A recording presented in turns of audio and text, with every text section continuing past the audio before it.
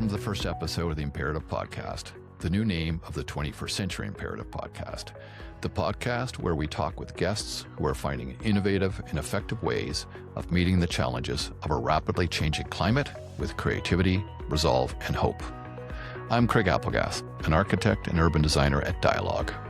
In each episode, I talk with people from across disciplines and walks of life. Scientists and designers, writers and entrepreneurs, activists, artists, planners, and quiet doers to explore how they are responding to climate change, ecological breakdown, and the deeper social and cultural shifts shaping our world. Climate change isn't just a technical problem, it's a very human one. It touches how we live, how we build, how we care for one another, how we understand progress, and how we imagine the future.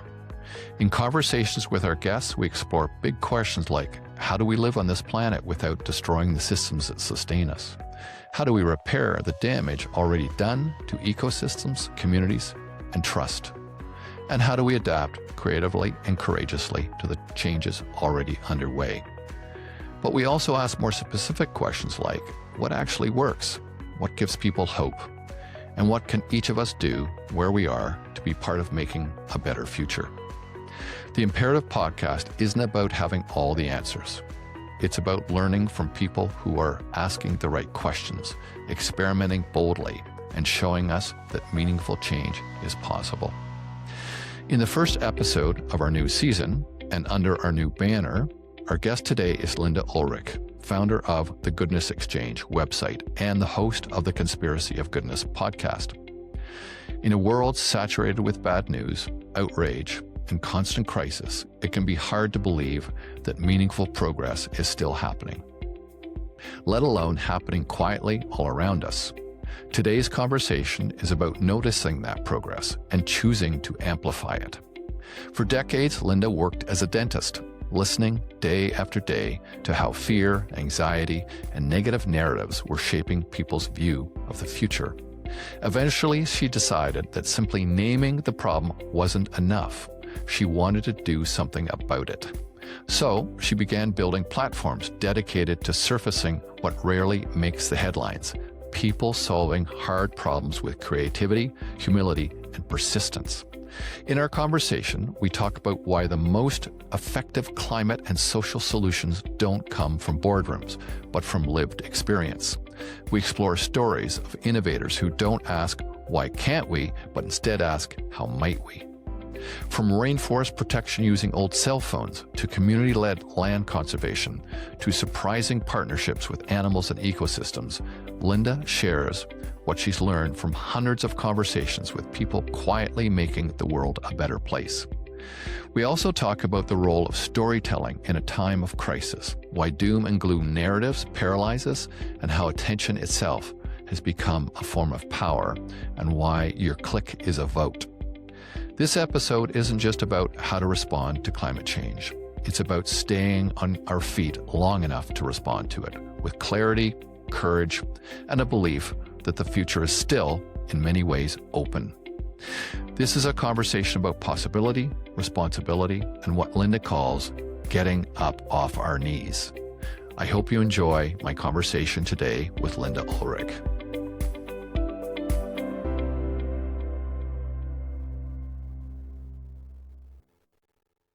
Lynda, welcome to the podcast. Oh, I'm so delighted to be here, Craig. As I recounted in your bio intro, you've built the Goodness Exchange website and the Conspiracy of Goodness podcast to shine light on under-recognized progress. So let's start our conversation today with you telling our listeners what motivated you to start these platforms, because they are significant undertakings. Yeah, so people don't realize, I'm Dr. Lynda to a lot of people, and I was actually a dentist for 37 years. And when I was about 20 years in, I was 52, 51. I had 2 kids in grade school and 1 in high school and doing a lot of things. And the number one thing when I went to bed at night that preyed on my mind was how in the year 2012 and 13, people who I'd always known as cheerful, they were looking at the future with a kind of fear that I'd never known before. And Chuck and I kept saying, God, I saw so-and-so today. She's so bummed about the world. And of course, if you go back to those years, that is the rise of the horrible side of social media. And when the negative news was sucking all the oxygen out of the room in a magnificently pointed way compared to previous years. And all that was getting to our patients. And I kept saying to my husband every day, God, somebody's got to do something about this. And you were hearing about this from your patients? Yes, every day. We would see people that were otherwise cheerful all our lives. We knew people for decades. We had like 3,000 to 4,000 patients at all times. Big practice, very relationship oriented. So we chatted with people. We chatted a lot. And I kept going to bed every night saying somebody's got to do something about this. And one day, a series of unfortunate events were the triggers for me to just change that statement and say, I guess it's going to be me. I had a life of I was very experienced in writing. I'd lived and traveled all over the world. So I knew there was a better version of the world out there than what anybody would see. We had drug our children to bleak places all over the planet, and people were still so generous and so incredibly clever with what they had, and children still played. And I just knew that the news was never going to tell anybody that version of the world.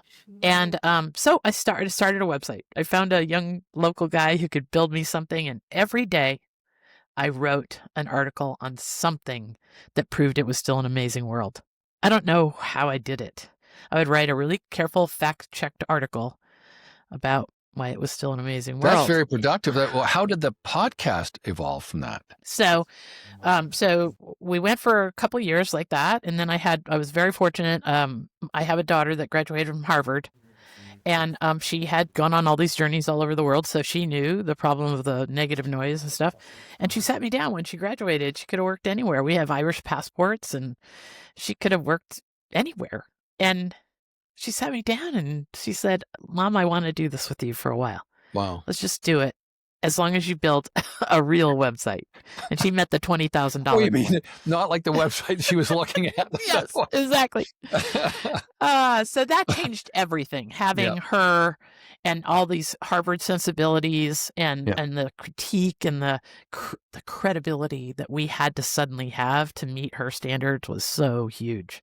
And then during the pandemic, how the podcast came up was, during the pandemic, I just kept, by then I had so many relationships and so many people getting a hold of me saying, what should we be thinking? And since I was interviewing everybody for my podcast, for the written articles anyway, somebody, I can't even remember who it was, I think it was a friend in California, she said, well, why don't you just press the record button and record these conversations you're having to write the articles? Yeah. Give us all something to grab onto, to listen to in the car. And that's and you know, that's a very timely, because I started my podcast just a few years before COVID, I think in 2017, 18. And so it was just technology that was emergent. So we really did sort of hit on that time when it was very primitive too. All you did was record, and there were a few podcasts out there, and people would pick it up. So, yeah. I was later to it, but I was having all these remarkable conversations running, and can't wait to tell my staff what so-and-so said and how nice they were and all that. And so it was a natural. And it was a kind of conversational style that I was having with patients 52 times a day. Yeah. So it wasn't something new to you. It was just a new medium. So what have been the biggest surprises or lessons you've learned hosting a podcast week after week, as it turns out, especially conversations with people tackling impossible, or as we've talked about it in the last podcast that you had me on, super wicked problems? So what I see is that people who are actually making progress on some of the most intractable problems in our world, they either have a personal stake or an emotional stake. It's the people that I see succeeding are not the ones from the outside that come in and say, oh, Haiti needs more trees. Let's plant 1 million trees. Yeah.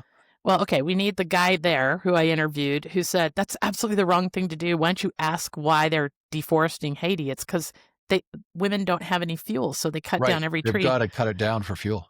fulfill to boil water for the kids not to get sick, so, then there's people like, let me give you some examples, and I'm going to give people, I'm going to give Craig's producer a list here, so you don't have to remember these episode numbers and stuff, but if you are interested in something I'm saying, it'll be somewhere. I'm sure Craig will make sure we'll show them on access. the show notes.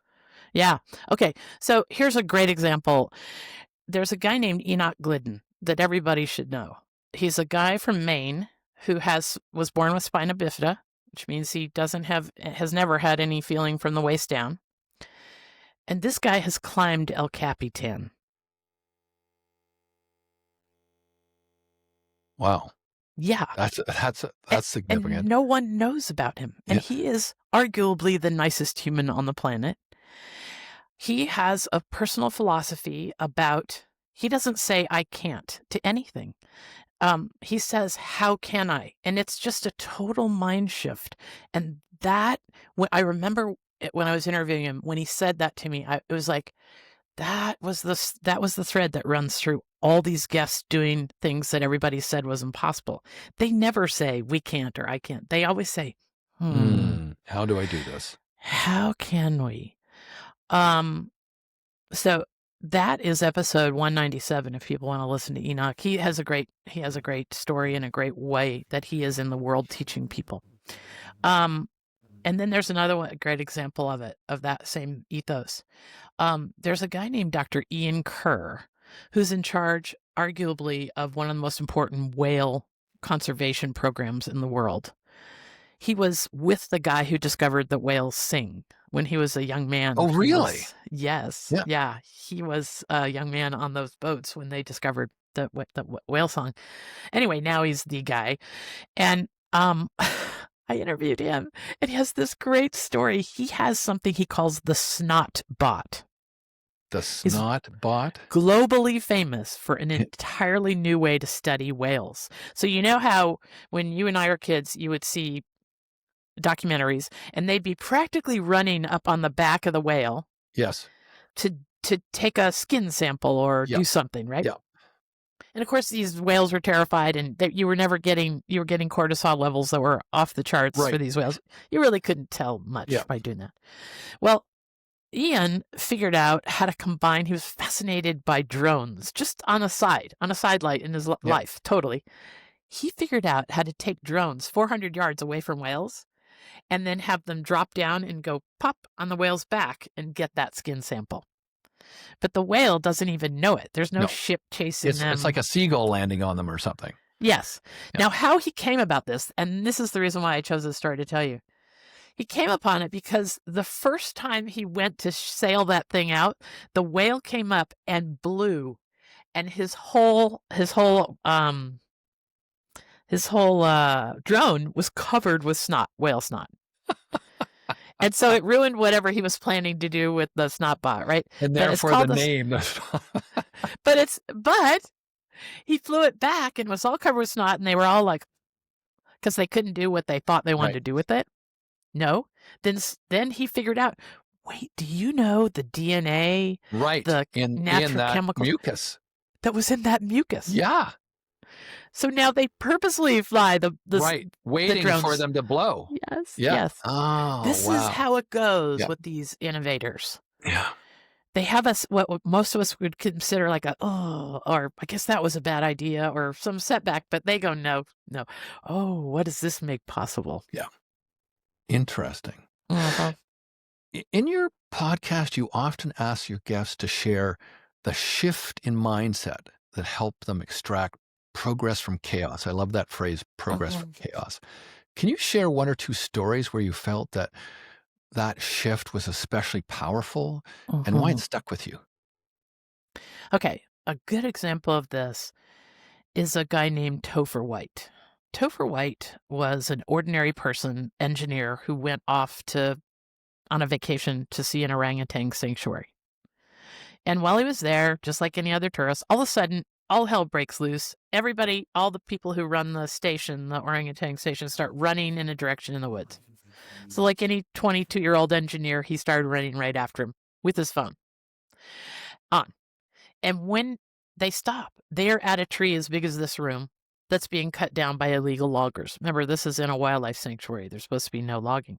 Yeah. And he was absolutely taken aback by the fact that they only ran about 200 yards. There was so much noise in the rainforest that they couldn't hear those chainsaws sooner.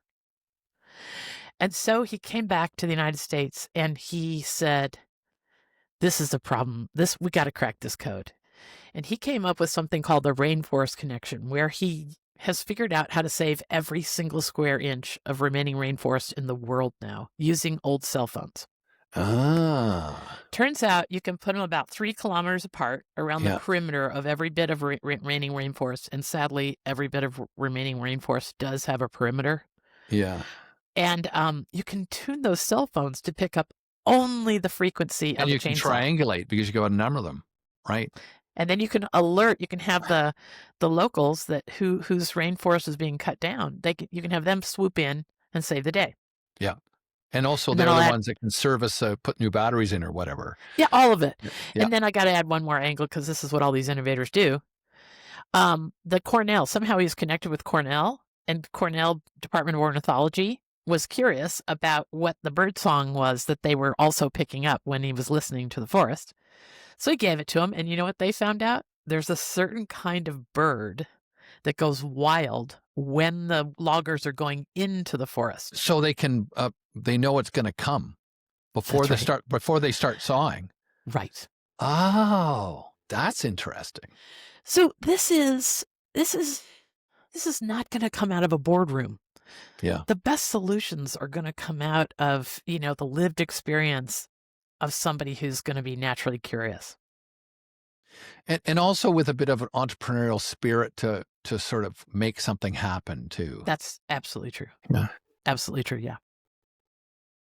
As we both know, Lynda, podcasting involves both storytelling and listening. How do you choose which voices to platform? I mean, we just talked about a couple voices, but there's so many out there you've written about.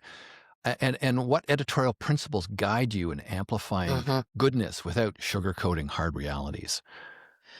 So maybe there's somebody who can poke holes in this, Craig, but I got to talk to people who've demonstrated rigorous intention. Now, that could mean that they've got a PhD in every other initial behind their name. It could be that they've been at something for 10 years and they're staying with it. Their tenacity is extraordinary and they are making progress.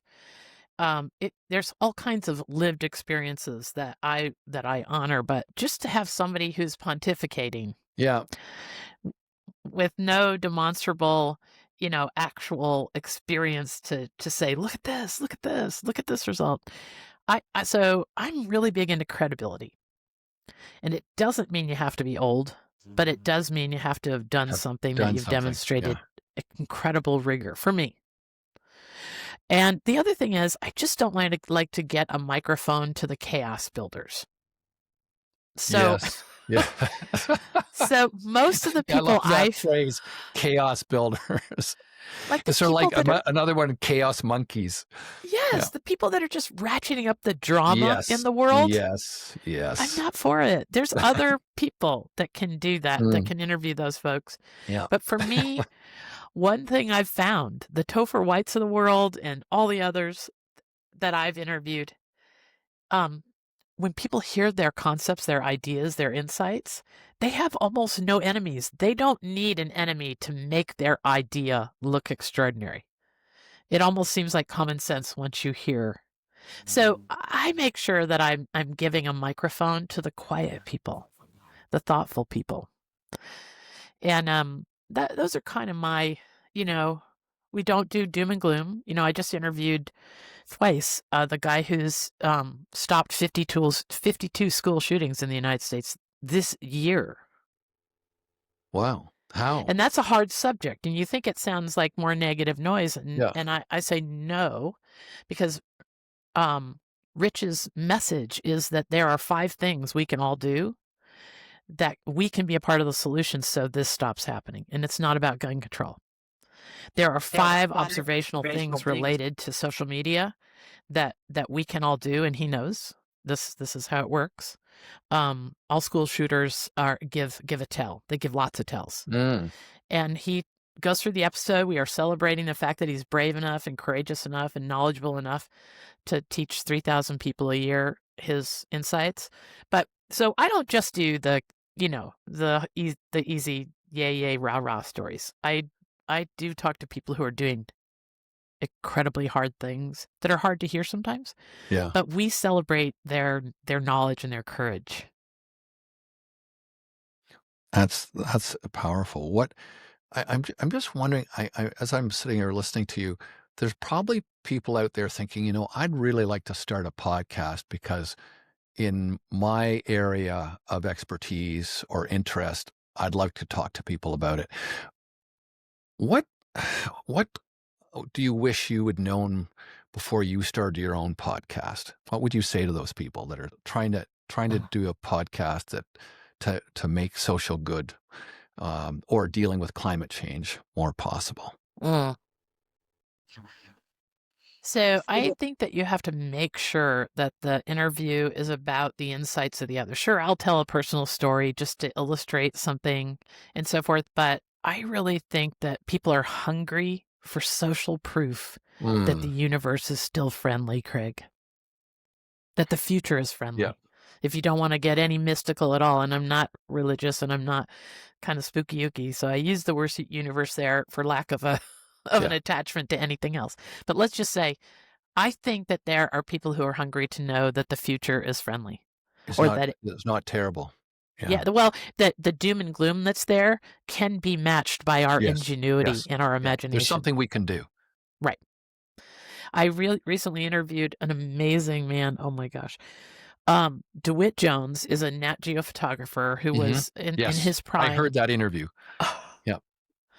Remember how he said, he isn't sure that the universe is friendly or that the future is friendly, but he would sure rather carry on day by day like it is. Like it is. And capture the images that would demonstrate that. Yeah. And how do we carry on through each day after day, if we think it's not friendly? It's got to be knuckles on the ground walking around, right? So if we have a choice, let's go down swinging. Yeah, but climate change is so often framed in terms of risk and fear and crisis. And from the podcast conversations you've had, many with real innovators and change makers, what are some of the compelling examples you've heard where people are adapting to climate change in positive ways we don't often hear about? What have you heard? All right.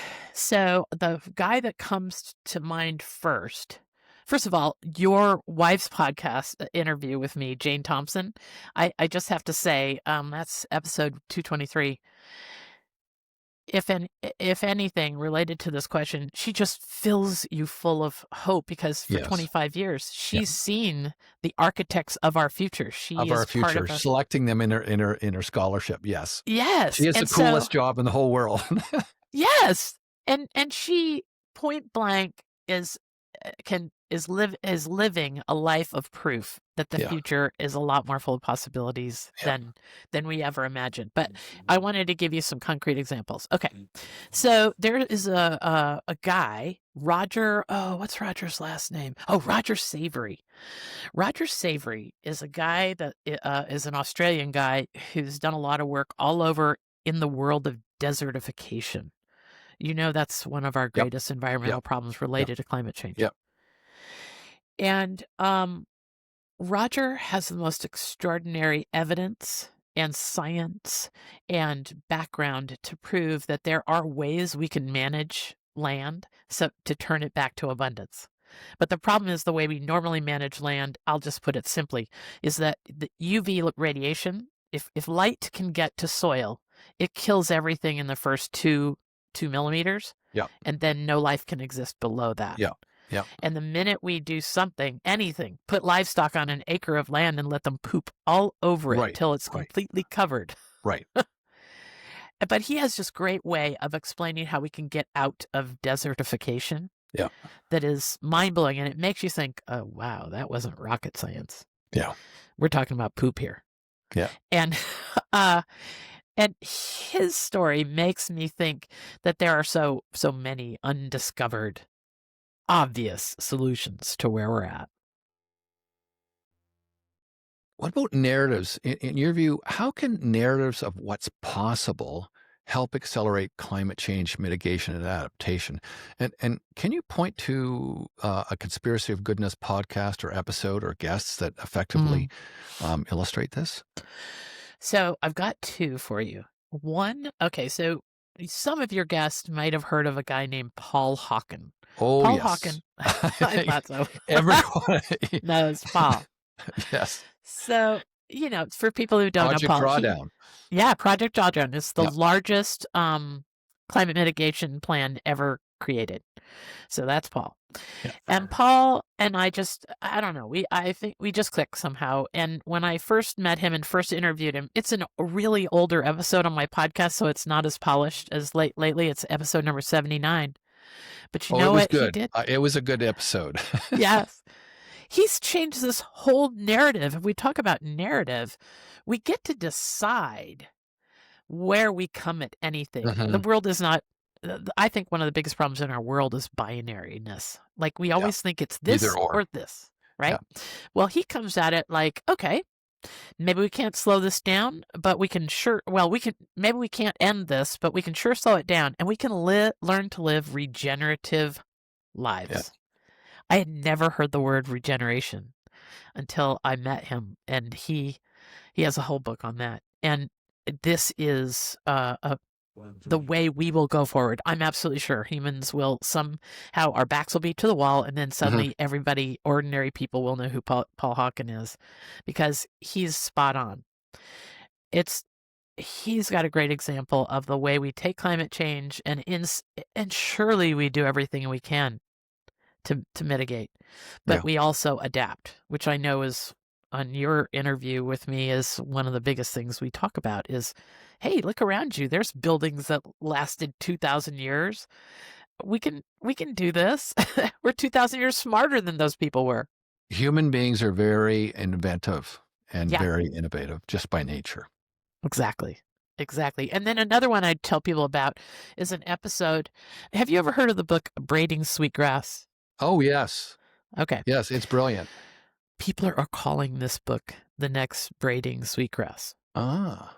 There is a forester named Ethan Tapper. Oh, he was how I ended up connecting with your podcast. That's right. He's going to be a podcast guest. Isn't he? He's a wonderful character. He's a wonderful person who, to the fact that everything starts local as well. It's about narrative, I think, and it's about localness. Yeah. And I've just hired him to come to our woods in Vermont, and next spring on May 26th, and walk through it, and let's apply what you know about the forest and so forth. Just because our forest looks like it hasn't been logged in 40 years doesn't mean it'll ever return to ideal without some help. Yeah. So we need a plan. And Ethan's book, How to Love a Forest, sounds like something. It's brilliant. Yeah. It's just brilliant. It feels like poetry in many places. And it's interesting because when you listen to him on his Instagram videos, he's a regular guy out in the forest talking about how to make a forest more resilient. Yeah. But when you read his book, it's writing of a poet. It's wonderful. Yeah. Yeah. So I would say those two are really good examples. His episode with me is episode 208. They're two examples of the way that that the narrative around change doesn't feel like sacrifice. Yeah. I think that's the main thing, Craig, is that for all the people who are out there, God bless them, who have big solutions. We all ought to only eat plants. Yeah. Or we all, whatever the solutions are. I just don't think humans are going to accept any solutions that feel like a permanent sacrifice. Yes. No, I agree with you. And those are two really good examples. One of the, speaking of which, one of the recurring themes in your work is possibility. How do you think the idea of possibility can best be applied to responding to climate change, whether it be climate policy or investment or on-the-ground community response? Possibility. So I think it's about finding your niche, finding what you're uniquely built to contribute. Small things.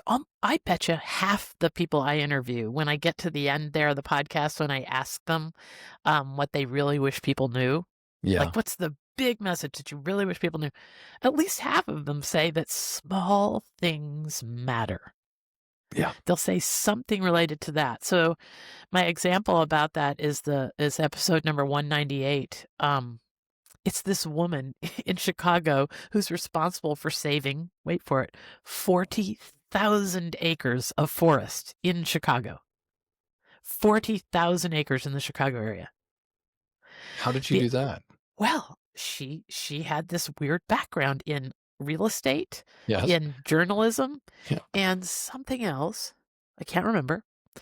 And she got involved in referendums. Like whenever she heard of a community that, let's say there was a forested area or an abandoned river edge or something like that, she got involved with local governments to teach them how to get the referendum passed. Right. Just so she had a buy the template and a methodology for them. Yes. Yes. And just buy the darn land and let it sit, or let it be a public walking area or bike riding or whatever. And she had the foresight, and she is 100% successful in every referendum she's ever become involved in. And as a result, it adds up. It's about $2 billion worth of land that's been conserved. Now, how that relates to climate change is this. As you probably know, every inch of Chicago area and the suburbs is covered with asphalt and concrete, which makes runoff and water events and all that completely nutty. So they don't have any land to soak up the added water. But everywhere she's created these huge sinks for runoff. The environment is flourishing. People are flourishing. It's just the other day I was on the phone with a guest who lives in the Chicago area, and he said, "Oh, I got to get going. I promised myself to get a walk in the local forest. It's this incredible piece of property." He went on and on. And you knew I was there. Yeah. So that's what other kinds of local or grassroots stories of climate adaptation have you come across that deserve more attention? Okay, another one I love, and it gets to how we've got to find our humanity in these solutions. Yeah. So I have a friend who I grew up with, my best buddy growing up. She now goes back and forth between Illinois and Florida. And she lives in a high rise, not a high rise, it's 7 stories, but it's right on the beach. I mean, the water gets closer and closer every year. She lives on the 6th floor. I don't know how she does it. But anyway, she called me up one day. And she said, "Lynda, there's this woman that's running this huge organization to protect sea turtles all along the Florida coast, all the way up.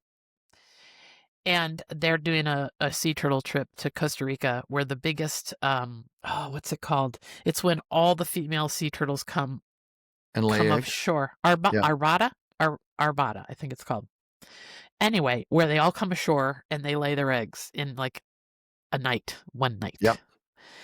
So we went, but first I went and I was there with her, and I met this woman.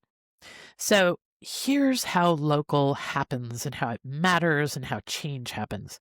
She recognized that all these people were walking up and down these Florida beaches, and periodically a whole bunch of baby sea turtles would come out of the ground, just like, what? And there's nothing cuter than a baby sea turtle. And that people cared, and that they were calling all around to find out what to do with these turtles. And then there were tragedies too. The turtles that they would find dead, washed up with, propeller things or whatever. And this lady started a turtle rescue place around. I'll have to think about the name, but it's Central Pacific Coast, Florida. And then one thing led to another, and now she is part of a movement that protects, Craig, every single square inch of American beach in North America. Really? Is being protected now, watched, marked. By volunteers. Yes. Like they Yeah. keep track if turtle, now all these people that would Yeah. have been walking up and down the beach Right. every day for their health. Yeah. Now, if they come upon what is obviously a turtle nested there last night, Yeah. they call these folks, they come Right. and mark the nest. Right. And if it's below the high water line, Yeah. now this is a problem. Back to climate change. Right. Because If the turtles have the instinct for the old line, Yes. and they'll suffocate the little baby Yes, turtles. the coming babies out. will. Yeah. So then this organization is granted legally to go take out the eggs, carefully take them to a okay. place Yeah. where they can hatch them properly, blah, blah, blah. But these are, ordinary folks that are now so Yeah. in tune with nature, and so they know so much. And so I was there one night when that happened, when a nest was going to hatch, and Yeah. there were all these volunteers. There was about 15 people all around. And the nest what happens is when the nest hatches, they can see it the morning after, Yeah. but there's a chance there's still a bunch of babies that didn't get out. Right. So legally, they can dig into this nest. It's often Right. 3 feet down. And I have this on video of these 15 good people all standing around Right. rooting for every single one that came out still Yeah. alive. And That's something. great. Yeah. Pulling up to the bigger picture, if you had to pick 2 or 3 emerging frontiers where you expected to see meaningful progress in climate change in the next decade, what do you think they would be? And how might storytelling or media amplify their potential? What do you think? Well, one of the things I know to be true is going to be the power, our relationship with animal helpers, with partnering with the gifts that there is in the animal world. Rest her soul, Jane Goodall just died. She was the one who taught us that animals have emotional lives, that they are intelligent beings that have their own intelligence that works in their own environment, all that. And I have seen so many innovators who are either harnessing the intelligence of animals or harnessing the gifts of in some way that they can add to a flourishing future, a thriving future. One that I'll mention to people is just astounding. It's episode 222. It's a scientist who is leading the training efforts of a group in Africa that is training giant pouched rats to clear entire countries of landmines. What? Yes. It turns out that there's this giant pouch rat that's like 3 times as big as the rats that we already think are pretty big. And it turns out that this rat is very amenable to human relationships, like dogs. And Yes. can be trained to go and find these landmines. And they can be trained. They have exquisite smell, and they are not heavy enough to set off the landmines. And they have cleared 3 countries in Africa of 152,000 landmines. Oh my goodness. That didn't take off children's legs That's and wild. farmers' arms. Yeah, but that's not the end of it. Then they discovered they could use the sense of smell with the rats and how much they want to please us and get a treat and all that. They can detect TB in TB samples in 15 seconds. Really? Whereas a normal TB culture takes 2 weeks. In sputum, or what is that? Yeah. Let's take a local village has somebody that's thought to have TB. You can take a sample swab, send it to them, and they'll put it with 15 other swabs in this plastic tube, this clear plastic tube. Right. And the rat goes at the beginning and just runs down the tube and will stop and do a little dance at the one that has TB. Wow. And then run on and sniff the others. And so I interviewed her once 2.5 years ago. Now I called her back a couple months ago, and she said, "Oh yeah, we've got something else we're doing." Okay. Now they can outfit these rats with little backpacks, cameras and microphones. And, Turkey is a very seismically active country. Yeah. And Turkey is where they're prototyping this. But when a building falls, of course, you can't just start at clearing the rubble. Of course. Right. Because there could be people there. There could be people still alive. Yeah. So they use these rats to clear areas on the perimeters to make sure there's nobody still alive. So the rats and they can go get in through the rubble. And if they find somebody, the little backpack activates, and they can actually talk to the rescuers can actually talk to the person who's trapped there. Wow. Is that crazy? That's crazy. And it's normalized. Yeah. So that's what's the crazy part, is now this is all normal. Like, it's being done all the time. It's nothing new. And that's the way the world of how we partner with animals could be. So that's one of the places I really see. And they're in it with us, right? Like, we've created this Yes. new world, and they're gonna suffer or survive with Yes. us. So I don't think that we will we will partner with dolphins. We Yeah. will partner with some extraordinary creatures over the next 50 years, and this conversation will seem antique. Yeah. But another thing I think we're going to go in the direction of biomimicry, which I'm sure you know what that is, and Oh yeah, I regenerative agree. design, like Yep. looking at nature. As some researcher that has done 4 billion years of R&D, and how nature solves problems, I'm pretty sure we're going to stop beating ourselves with sticks at engineering schools and figure out that the designs of nature already did all the R&D, and we can steal those ideas. Yes, I'd have to agree with you there. And I think one of the huge challenges is climate change is a super wicked problem. Oh. And we talked in our last podcast when you interviewed me about what a super wicked problem was, and for our audience, Yeah. it's a wicked problem is a problem with many, many variables that interact with one another. Right. A super wicked problem is when one of the variables, for example, us, is trying to solve the problem and has a vested interest in it one way or the other. And that's climate change for us. So what advice would you give to listeners who feel overwhelmed by the scale of what we're facing of climate change? How can they start finding their role in what you refer to as the wave of goodness and apply it to climate action? That's a supercharged question, but yeah. Well, I think first of all, you have to get up off your knees. Like, you have to stop listening to the negative noise. yeah. I tell people, go ahead. You can listen to hard things and people who are very knowledgeable about what's going to happen. But if they're ranting and raving, if anybody if you could turn off the volume, this is how I tell people to listen to the news. If the news you are watching, you could turn off the volume and know what emotion that person has, Yes. don't go away. Yeah. Because they're trying to convince you of something with all that emotion. So whether it's a speaker or something, go ahead, get educated about climate change, but make sure it's not one of the chaos builders who you're getting educated from. Because first, what we have to do to be helpful is we can't be on our knees. We can't be in this mindset that the whole world's going to hell in a handbasket. We have to know about what's right with the world. That's what you're doing, what I'm doing, what all these people. If you know enough of that, you can be the person holding the lamp on hope when it's all dark.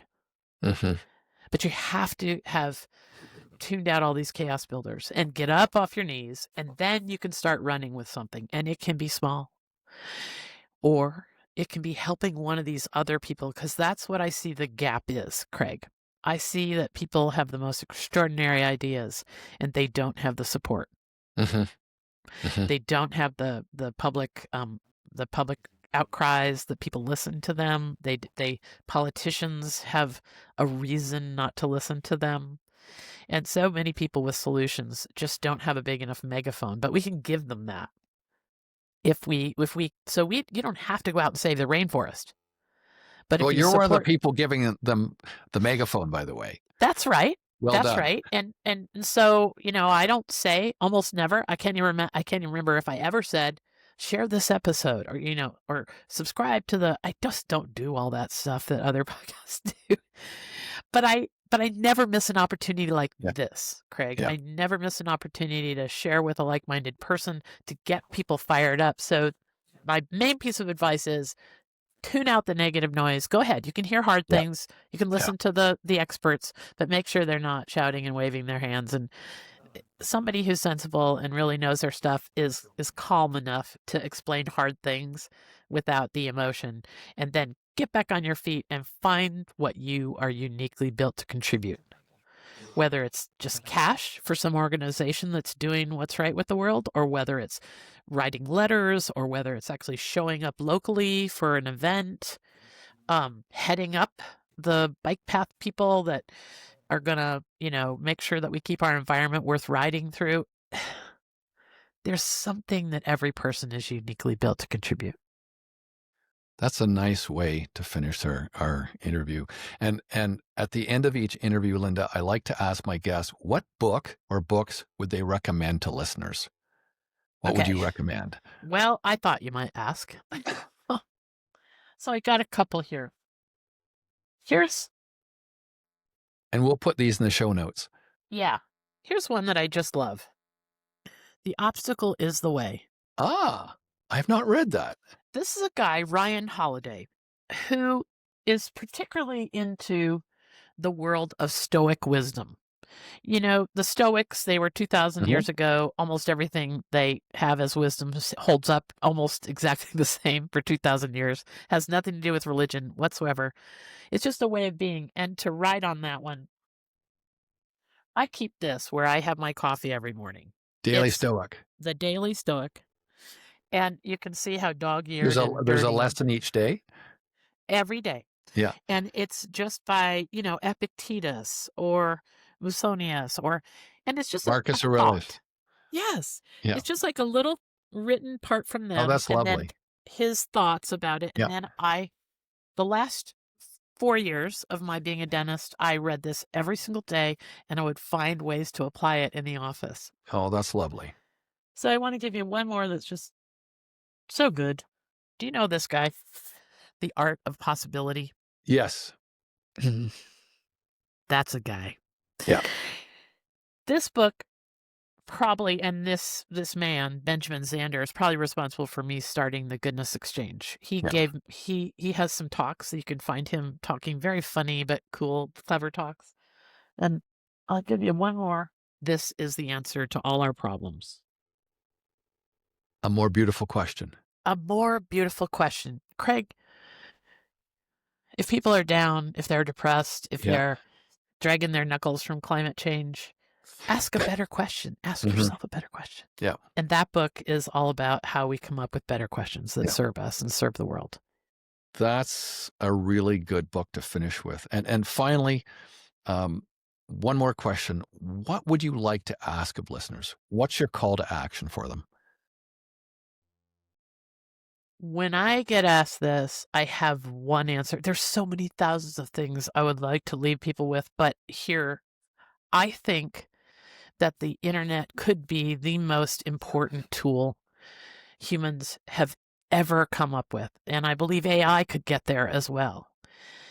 However, we are the authors of our own demise. When you complain about the internet, when you complain about the negativity you see there, all that, the truth is your click is a vote.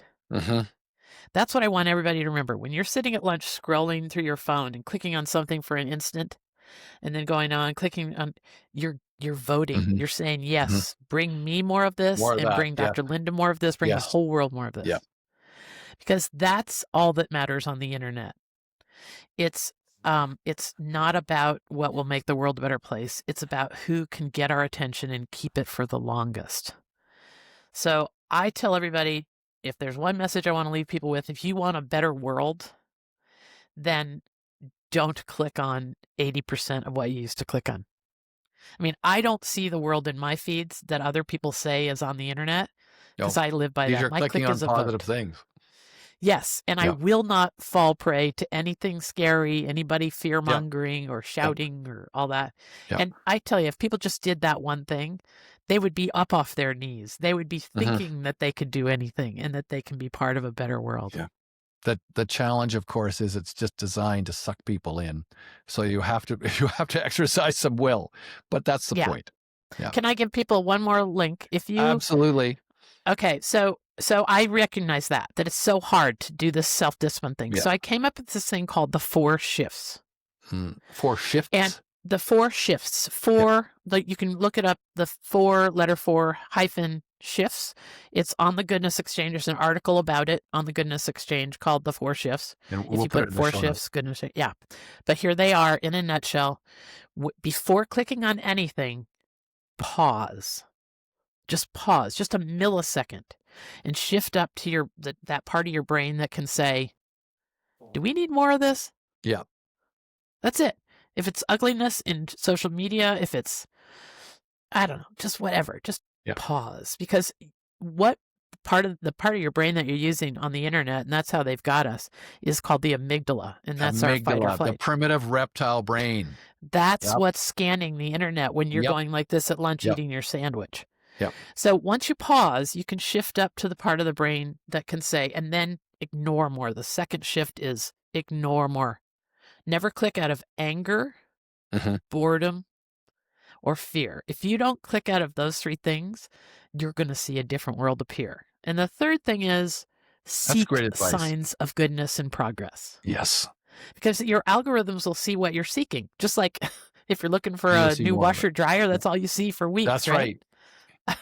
In fact, it's scary. The phone's listening. You talk about it. I'm sure we just mentioned washer and dryer. It's going to start appearing on my phone now. It's so true. And the fourth is share signs of goodness and progress, because that's what really matters on the internet now, is what we share. Yes. Do not comment, do not dislike, do not even acknowledge the chaos builders of this world. Because even if you think you just typed the biggest rebuttal, actually you just gave them a bunch of link juice. Right. Yeah. So share signs of goodness and progress. Pause, ignore more, seek signs of goodness and progress, and share it. A wonderful place to end. Thank you so much, Lynda. It's been a pleasure. Okay. All right. Thank you.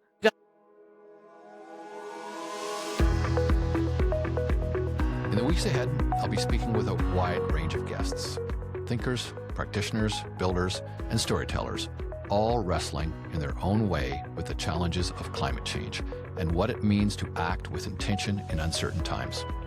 You can find more information about this podcast, along with notes and links to this episode, on our website at theimperativepodcast.com.